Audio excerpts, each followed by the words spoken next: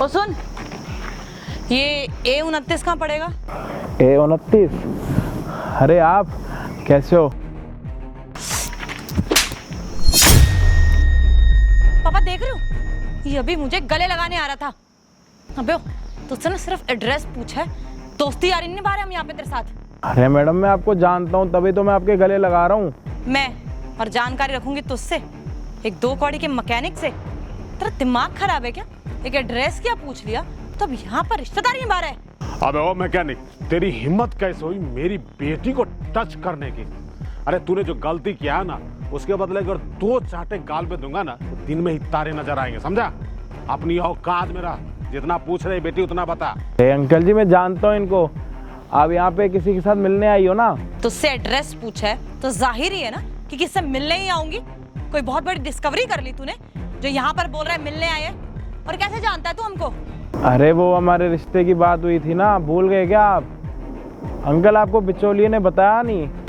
पापा ये अजय डिंगरा, आपने तो बोला था कि इसका खानदानी बिजनेस है और बहुत बड़ा बिजनेसमैन है और बहुत बड़ी गाड़ियां हैं, 2-3 घर हैं इनके एक ही जगह पर और हर एक सिटी में घर है। ये औकात है इसकी? मैकेनिक है ये पापा। किसने बोल दिया आपको? बेवकूफ बना दिया जिसने भी आपको बताया कि बहुत अमीर है ये। हद है, ये शादीराम घर जोड़े ने ऐसा रिश्ता जोड़ा है कि मेरी बेटी अब मैकेनिक से शादी करेगी? दिमाग खराब है। अरे मेरी बेटी से शादी करेगा, इसके सपने देख रहा तू? तुझे पता भी है मेरी बेटी के कितने खर्चे हैं? और तू एक साधारण सा मैकेनिक इसके खर्चे उठा पाएगा? है तेरी इतनी औकात? हाँ बिल्कुल सही कह रहे हैं आप। ये जो आपका बिचौलिया है ना, एक बार उसको फोन करो, पता करो कि क्या गड़बड़ है। या तो इसने ही झूठ बोला होगा या तो वो झूठ बोल रहा है। अरे उसने आपसे कुछ भी झूठ नहीं बोला अंकल। और आप दोनों तो चुप कर, तुझसे बात नहीं करी है, समझ आई है? चुपचाप खड़ा रहे अभी यहाँ पर। अरे अंकल आप दोनों सुनने के लिए तैयार ही नहीं हो रहे। बिचौलिए ने बिल्कुल सही बोला आपको कि हमारा अपना ही बिजनेस है, तो कोई दिक्कत थोड़ी ना है। अपने पास गाड़ियाँ वाड़ियाँ भी तो है, कोई वो थोड़ी ना। हाँ पापा, ऑब्वियसली गाड़ियाँ तो इसके पास बहुत होगी। अरे बहुत महंगी महंगी गाड़ियाँ होंगी ना तेरे पास। मैकेनिक जो है तुम्हारे वहाँ पर आगे गाड़ियाँ खड़ी होती है, मतलब किसी और की गाड़ी इनके यहाँ ठीक होने आ गई, धुलने आ गई तो अपनी गाड़ी का नाम दे देंगे। तो फिर तो 18 गाड़ियाँ नहीं होंगी तुम्हारे पास, कम से कम 100-200 होंगी। रोज 1-2 तो आई जाती होगी इनके यहाँ पे। पापा अच्छा है कि हम टाइम से पहले आ गए और असलियत पता चल गई तो बहुत बुरे फंसते हम। मेरी तो जिंदगी बर्बाद हो जाती 2 कौड़ी के मैकेनिक से शादी करके। हाँ बेटिया, तू बिल्कुल सही कह रही है। देखना, काम करता है मैकेनिक की और क्या बोल रहा है 15-20 गाड़ियां हैं। मुंगेरी लाल के हसीन सपने है ना, जो कभी पूरे नहीं होंगे, समझा? एग्जैक्टली पापा। तेरे को ना एक बार मैं बता दूं, अब जब रिश्ते की बात करने आई ही हूँ तो यही बात कर लेती हूँ, क्योंकि तेरी झोपड़ी में तो मैं जाके बात करने वाली नहीं हूँ।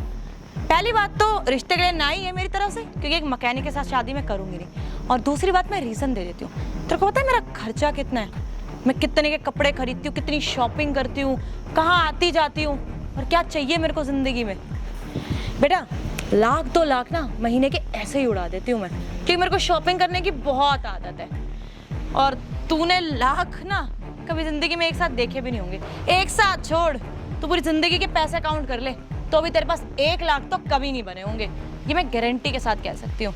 और हमारे घर में ना 2 गाड़ियाँ ऑलरेडी खड़ी हुई हैं। बिचौलिए ने बोला कि लड़के वालों के पास बहुत पैसे हैं, तो बस मैंने उतना ही सुना, आगे मैंने पूछा ही नहीं। अरे मुझे क्या फर्क पड़ता है, लड़का अपाहिज हो, बेकार हो, शराबी हो, मुझे उससे फर्क नहीं पड़ता। मुझे सिर्फ पैसे से फर्क पड़ता है। मेरे को चाहिए कि 24 घंटे मेरे हाथ में पैसे हो और जो मैं चाहूँ वो मैं खरीद सकूँ। बस इसीलिए तुझसे शादी के लिए हाँ करी थी, लेकिन अब जो तेरी असलियत सामने आ गई ना तो शादी के लिए ना करती हूँ।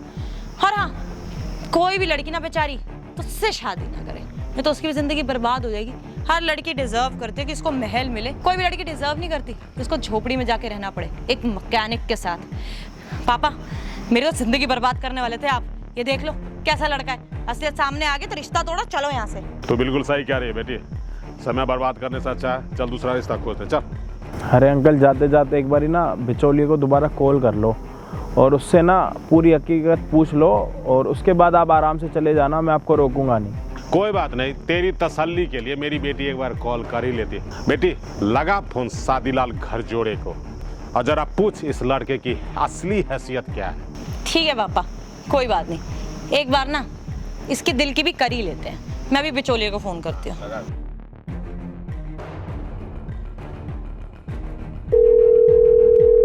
हेलो। हाँ चेतना बेटा। अंकल ये कौन सा रिश्ता दे दिया है आपने?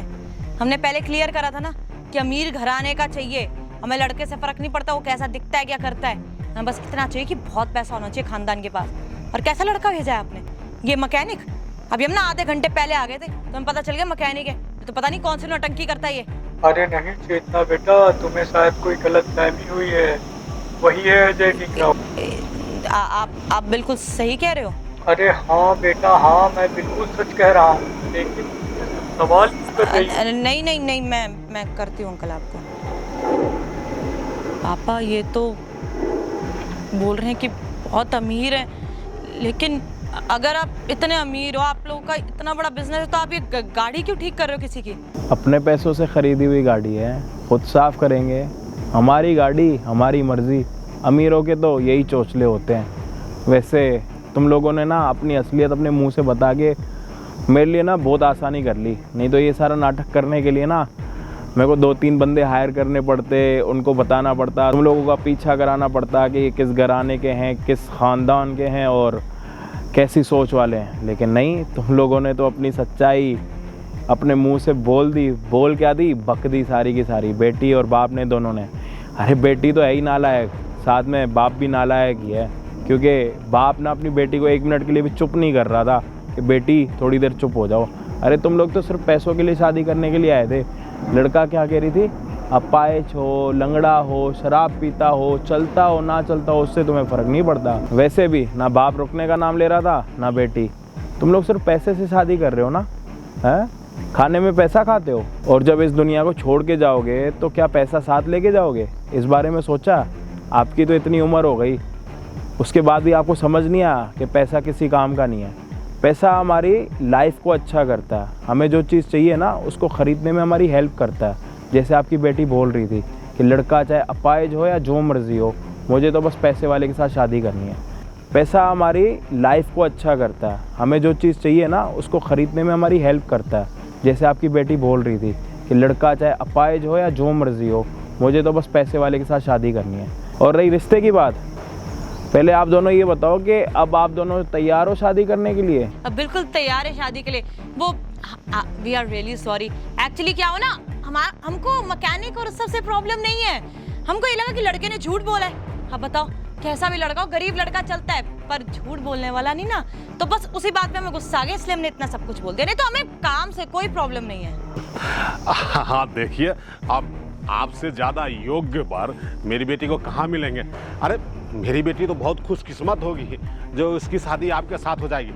हमें ये रिश्ता मंजूर है। क्यों बेटी, शादी करेगी ना? अरे ठंडे हो जाओ अंकल थोड़े। गिरगिट का नाम सुना? नहीं, मैंने। अच्छा, तो आप गिरगिट और आपकी बेटी भी गिरगिट, समझ आ रही है? 2 मिनट में रंग बदल रहे हो तुम दोनों तो यार। अभी तो शादी के लिए मना कर रहे थे, अभी पता लग गया कि कंपनी का मालिक मैं हूँ, ये गाड़ी मेरी है, ऐसी मेरे पास 15 गाड़ियाँ हैं, करोड़पति हूँ, तो शादी करने के लिए तैयार हो गए। 2 मिनट पहले तुम लोगों को मैं मैकेनिक लग रहा था, अब शादी करोगे? अब मैं शादी नहीं करूँगा तुम लोगों के साथ, समझ आ रही है? अच्छा जी, देखिए आप मेरी बात सुनिए, गलती हो गई, बट आज के बाद ऐसा कुछ नहीं होगा। आपने बिल्कुल सही कहा। हम ना आज के बाद किसी को ऐसे जज नहीं करेंगे। वो बस झूठ की वजह से गुस्सा आया था और कुछ नहीं। हम तो सबकी रिस्पेक्ट करते हैं। हाँ बिल्कुल सही कह रही है मेरी बेटी।